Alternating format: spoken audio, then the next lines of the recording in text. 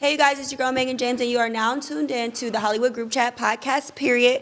This is a little part 2 episode, and we got Mr. Meet Me in the Trap himself. Young Joc. In the building. That's right. What's happening? What's up? Thank you for having me. Thank you for having me. Of course, for sure. It can't be an ATL and not have Right. Young Joc in the building. Period. I think I want to kick this thing right off. Yeah. You've had a transition in your career, and you've added another notch to your belt. How has the transition from artist to radio personality treated you so far? Like, I mean, it works for me. I got more relationships. You know, let's be for real. Mm-hmm. You know, people love to travel. right. It feels good to touch down in different places and pick up money and see new people and see new fans and And be then get the celebrated. All that is beautiful. For sure. So I still get a chance to do that in conjunction with doing radio 5 days a week. Right. Because if you break it down, I work 4 hours a day. If you do the math, the drive there, the drive home, times 5 plus those 4 hours, I really only work like 1 day a week. So I was reading that you said that you would shave your head if Tory Lanez was found guilty. Yeah. Were you shocked at that verdict? Not for real. I Not for really real? wasn't. Nah, because it was so many things that just seemed out of place with the story of it all. And I still think there's more to the story. And I think somewhere in there, I think somebody was just standing on, I can't say this or I can't say that. And I think I think Tory found himself in a bad spot. But to be honest with you,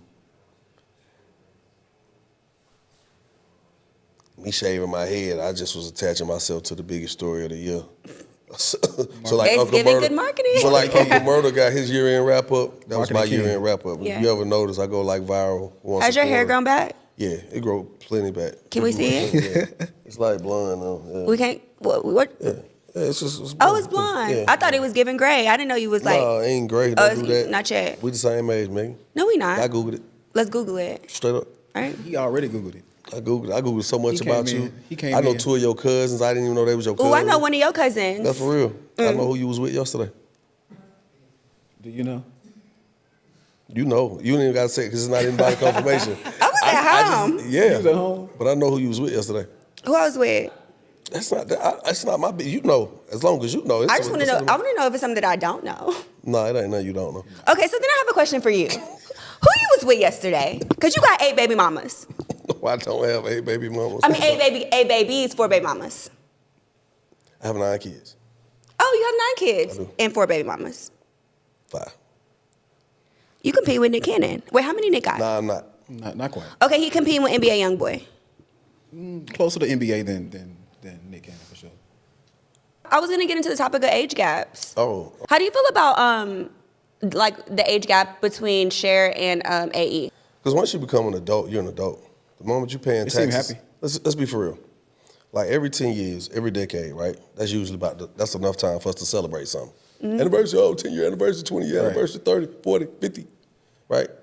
So in the lifespan of each decade, you do learn a lot. You gain a lot, you lose a lot. Right. You gain new friends, you lose old friends. You know what I'm saying? And in the transitions of those decades, life just continues to life. Once you're an adult, once you're able to make a living, once you're able to pay your taxes, once you're able to provide shelter, care for yourself or others, you're an adult. Yeah. It don't matter. What's the difference in the age gap? Right. At the end of the day, do you eat differently than I eat because we're 20 or 30 years apart? You eat through your mouth, right? Shit out your ass. Hey, that's all that matter. True.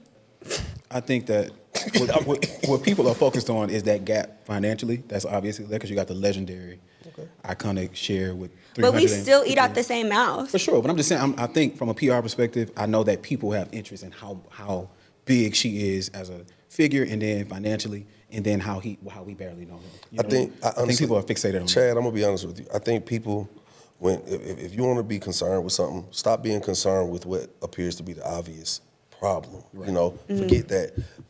If you're gonna take the time to do something, don't just jump on the bandwagon and go against Look something. into it. Look into it, because that age gap, that same age gap that's got you like, oh no way, is the very thing that's possibly got her saying, yes way. You understand what I'm saying? Yeah. Because at this point, this man is not necessarily set in his ways. You know what I'm saying? Her being legendary, she got to damn to deal with somebody more legendary than her in the minds of society, Everything. the public, right? Yeah. So let's just be for real. She might see something in him, she's like, you know what? He's caring, he's fun. He don't even care about my money. Right. Think about it. Yeah.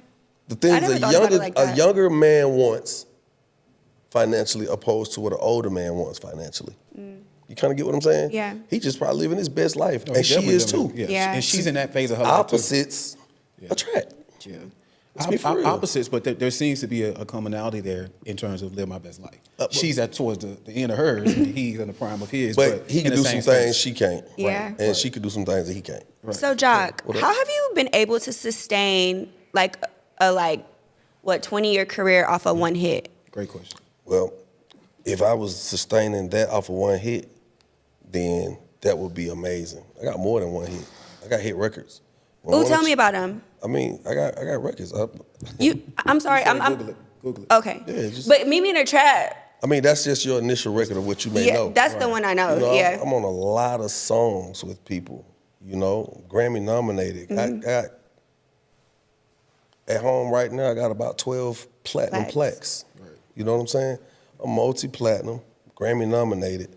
But aside that, what if it was only one hit though, right? No, I think that's dope as fuck. To be honest with you, I've sustained because I sit back, I extract myself from all the propaganda, and I have to assess this shit. And I tell myself what's real and what ain't. What side I'm gonna stand on and what side I'm not, right? And I live my life the way I choose to. Because sometimes when you move with the herd, you're not seen, but you're content just because you're moving. I don't want to be with the herd. You ain't never really seen me. Just pair me up with somebody right now that you've seen me with. Just pair me up with another artist that you've seen me with. I can't. Not in terms of. Just pair me up with my best friend, my best artist homie. Pair me up with my best artist homie you've seen me out with multiple times. Pair me up with the homie I done got in trouble with the most. Pair me up with the niggas I done beefed with the most. Right. I don't do all that. Right. Know what I'm saying? So I find it easier if I just play my position for who I am. Because if I do that, right, it doesn't have that herd effect. Everybody's not trying to do what I do. That's why I do things, because I know I don't want people to do what I do. I want people to be like, damn, boy, you gotta be a different kind of dude to do that. Right. Mm-hmm. Right. I don't know about it. I don't even think I could. Great, stay where you at and I stay where I'm at. Right. I could be seen over here. Right. You know what I'm saying? If I'm standing in that corner by myself and this whole side of the room is packed with all the popular people, I'm popular too, but I'm standing over there. When I look this way, I gotta try to see who I can see when I look into that crowd. When that crowd look at me, they all see me. Right. Guaranteed. You get what I'm saying? Yeah. That's just my thing of how I do what I do. I love that perspective. What's your thoughts on this overall state of hip hop right now? I think that right now, honestly, you know, there are a lot of records. When I say records, I don't mean a song, a single. Records that are being broken. You know, it's starting to look different. You know, it's like, hey man, I got 3 billion streams. It's like, what the I feel like I see something like that every single day. This isn't even the conversation 10, 15 years ago. Right. Nobody was talking about how many streams you got, you know, It's how many talking about DSPs sales. are your song on, how many playlists you on. You know what I'm saying? Back when I dropped, shoot, it was how many albums you sold. You know what I'm saying? How many tours are you on, right? How many ringtones have you sold? Right. How many ringbacks have you sold? How many platinum plaques do you have from moving physical units? Now, it's a different game. It's a game of exposure. You kind of get what I'm saying? Right now, artists could get hot because you like this record and you happen to be a popular publicist who got a popular hot chick next to you every day on your podcast, and all y'all do is have a viral moment with my song playing in the background. My label might have an affiliation with TikTok, so they're making sure this record is being heard, and they're making sure they're even suggesting it, whether it's TikTok, IG, or even Facebook, is suggesting you use this single as a reel. Right. You kind of get what I'm saying? Yeah. So That's it's the play. pushing it way differently. So it's like, man, you blew up so quick. That's why they're trying to call this a microwave era when it comes to the music, because they heat up so fast. But some of the music dies fast too. Some of the music has staying power, just as some of the artists have staying power. Like, who's your favorite like rapper of this era, or someone that you think might have longevity? Yeah, that's a great in their question. career. You know, it's interesting, man. I really feel like, I mean, Future has proven he's got longevity. So can't even say that. Even Lil Baby, because with the notion of it being a microwave era right now, if you last 3 years, you popping. Yeah. Good. You know, if you could get you 3 albums out in 3 years, successful albums, you done made it to these cats. Now some of these people, 1 record, 2 records, and they out. You know what I'm saying? Yeah. For real, no sustainability. And it's interesting because you take a Lil Baby. I think Lil Baby, he figured it out. You know what I'm saying? He realized, you know what? I have nothing to lose. I have been to the bottom, and at this point now, he's pushing. He's going. He's got a great team behind him. When he hit, it was just the perfect timing of being able to have these elbows to rub everywhere he went, and that's just what's working. So, a Future, he's proven longevity. You know what I'm saying? So it's kind of one of them things, man. I sit back and I analyze. I can tell. I analyze. I watch how things happen. Anybody new I just watch. like on the horizon that you feel like has a promising future? Somebody new on the horizon that has a promising future? Lil Russell. Wow. Lil Russell. Recently introduced to him. Lil Russell. I like Lil Russell because, you know, a lot of times you hear so much of this sauce and this drip or it's overly gangster. It's too I would kill you, your mama and your cousin too. And you know, after a while, you get a certain age, you be like, damn, everything you said was offensive, not only to me, but to everything I stand for. Right. But the beat jamming and that hook crazy. Right. But as an adult, the more mature I become, I'm like, I can't even jam because you done said some shit that made me like, hold up, what? So with a Lil Russell, homie speaking from a different facet. It's like he just giving it to you raw. This is truly who I am. Today, I might have $600,000 in my account. Tomorrow, I might be down to negative $99. But if that is the case, that's my truth, and I'm willing to live in it and stand on it. Right. That's why I like Lil Russell. You know what I'm saying? And he has. I seen him on the Breakfast Club. He has a dope perspective. Yeah, on Lil business too. homie doing his thing. So, who are some of your favorite artists from your era? You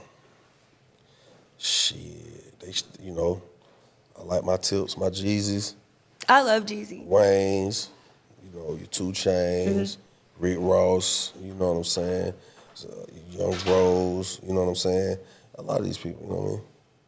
So, are you done with music, or are you still working on it, or are you like on the management side? I'm gonna just say this. I do a lot of stuff that I don't talk about in that space. And I found that when people don't know you're a part of something, you can move around a lot swifter too. Because when you have relationships, real relationships, it don't matter how hot you are or how much stuff you got your hands in. Real relationships and know-how, I navigate way easier. So sometimes, and like right now, I could tell you 3 projects I'm a part of right now that's playing on radio. 3 different projects, artists. I'm at liberty to say, but I choose not to. Moment of silence. I just wait till later on when somebody want to thank me at a 50th birthday party and certain stuff come out. People like, I didn't know he had nothing to do with that. Right. You know, you just keep the haters away sometimes. Yeah. Okay, you guys. Well, we're reaching the end of the podcast. Right.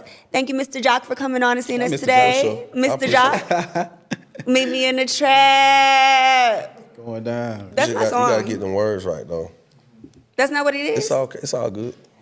Okay, well, can you look into your camera and tell them where everybody can find you at? Your Instagram tags, Twitter, Facebook, TikTok. You got a TikTok? I do. You use it? I don't really be having time to use. I feel you. But tell everybody where they can find you at. Hey, y'all know what it is. Joc Live, JOCLIV. That's on IG. That's pretty much, you know what I'm saying. On everything? Every I platform? mean, that's all. You can catch me 6 to 10 every weekday morning. Young Joc in the Streets morning takeover syndicated morning show all over the United States. That's it. Period. All over the United States. And we have the People's Publicist, Chad Black. What's up? You can find me at just follow me on Instagram. I ain't gonna give you all of that shit. At Chad Black 713. Get confused. Yeah, Chad have with different ways. It's yeah, it's too much. Follow me on Instagram. I might follow you back, might not. Chad Black 713. And you guys know where to find me, Megan James, on Twitter, Instagram, Facebook, TikTok, Snapchat, All that. She's social. all that. She's social. Period. Well, I swear Megan thoughts be moving just as fast as her mouth. That's what makes it perfect, because you could get it out. It come and you get it out. Period. You got to get it out. It's the podcast. Yeah, you get And that's it the wrap, y'all.